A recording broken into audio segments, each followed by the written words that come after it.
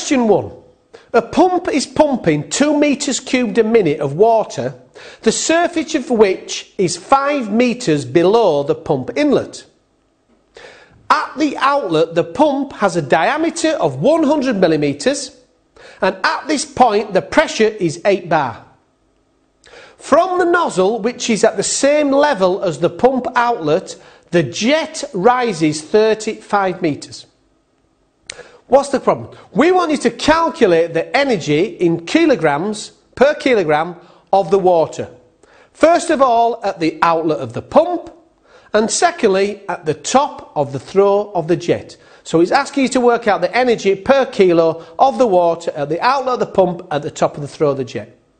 And then I want to explain why 1 and 2 are not equal. So why are they not equal? And you've got to take acceleration due to gravity. It tells you in the question as 9.81 metres per second squared. What is the first thing I said to you to do? Draw a sketch. Draw a sketch. Look at this sketch here. This shows you here where the guy's working, where the jet is, where the datum is. The datum's got to be at the lowest point, sea level. Then you've got 5 metres above, you've got your pump. You put in your details, 2 metre cubed a minute, your diameter at the nozzle is 100 mil, 8 bar. Then you've got your nozzle, and you've got 35 metres, that's the jet height. So point A is where the pump is, point B is where the jet reaches at the top of that 35 metres. Point A and B. Let's work it out then. Now, first of all, this question deals with energy. Don't forget, potential energy is due to its position, kinetic energy is due to movement, and pressure energy is in the fluid. In this question, the energy is quoted in bars, pressure energy. So this is the formula to apply now.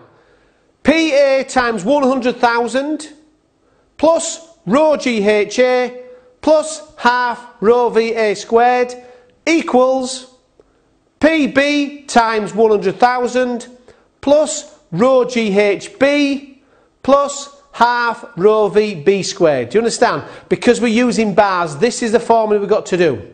So now we know which formula to apply, we need to start working something out. So let's look at point A of the system. Point A is at the pump. Let's work out the energies at the pump and add them together. So at the pump, let's first of all work out the pressure energy. Now the pressure energy is P times 100,000, because it's quoted in bars, which gives you 800,000 joules per metre cubed. Don't forget per metre cubed. Now the question is asking you per kilo. Now 1 metre cubed is 1,000 kilos, so you divide it by 1,000. Do you understand? It's 800 joules per kilo. That's the first pressure energy at the pump. 800 joules. Now what's the potential energy per metre cubed? Well, this is rho GH. So if you substitute in rho GH, you get the density of water is 1,000 kilos per metre cubed. So it's 1,000 times 9.81 times, how high is it? The pump from the datum line, 5, gives you 49,050 joules. However, don't forget again, the question's asking you per kilo, not per metre cubed. You've got to divide it again by 1,000, back to 1,000, which gives you just over 49 joules. The next part of the question is asking for the energy again at the outlet, is the velocity energy. To work this out, we need to work out the velocity of the water.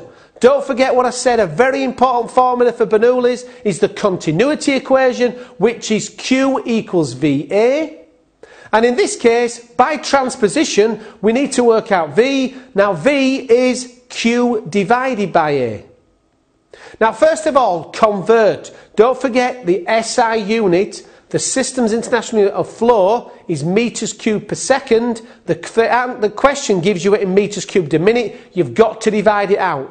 It's 2 metres cubed a minute, so if you divide that by 60, Q equals 0.033333. That's Q. Next, we need to determine the area of the outlet. Don't forget, the SI unit of area is metres squared.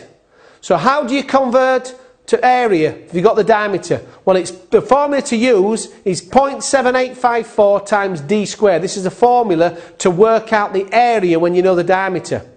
Therefore, in this particular one, it's 0.7854 times it's 100 mil, which is 0.1 metre, times, so it's squared, 0.1 times 0.1. The area at the pump, area, is 0.007854 metres squared.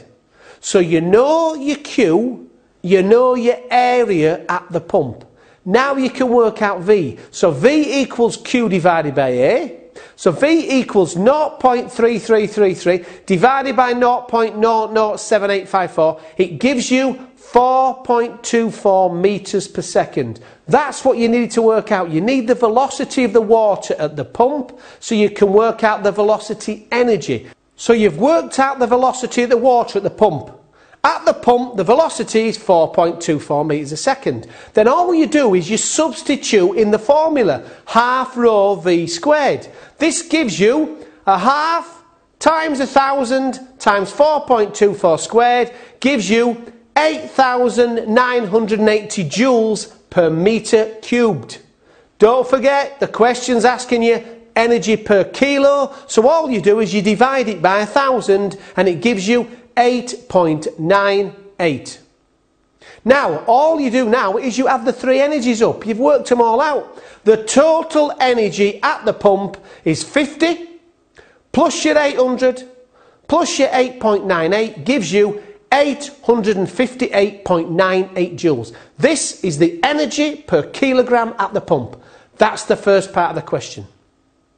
Now you need to determine the energy at the nozzle. Now, as you can see, all the energy is converted to potential energy. Because the water is going up the jet, at the top of the jet, where the water stops, can you see? All there is potential energy. It's water stopped. It's got as high as that. That's stopped. So there's no velocity at the top. There's only potential energy. So all the energy has been converted to potential energy. So at the second point, at point B, all you want to work out is now what is the potential energy of that water at the top of that jet, because it's gone, that's it, there's nothing else. Well, all you do is you use this, the potential energy per metre cubed is rho GH. So you've got 1,000 times 9.81 times, now it's 35 metres from the datum line, don't forget, 35 metres gives you 343,350 joules. However, again, the question's asking you per kilo. You divide it by 1,000, you get 343.35 joules. That's your answer. That is the potential energy of that water. Therefore, as you can see, the energies are not the same. At the pump, it's 858.98. At the jet, at the top of there, it's 343 approximately 5 joules per kilo. You've lost a lot of energy. Why? Why is this energy different? This is because of all the energy losses, such as you've got frictional loss through the hose, frictional loss in the nozzle, you've got losses due to turbulence in the nozzle, and friction and turbulence as the water travels through the air. Do you understand? Through the whole system, in this particular case, there's a lot of energy losses, and that's why you do have to take it into account, and that's why the energies are different at point A and point B, due to energy losses due to friction. And that is the completion of question 1.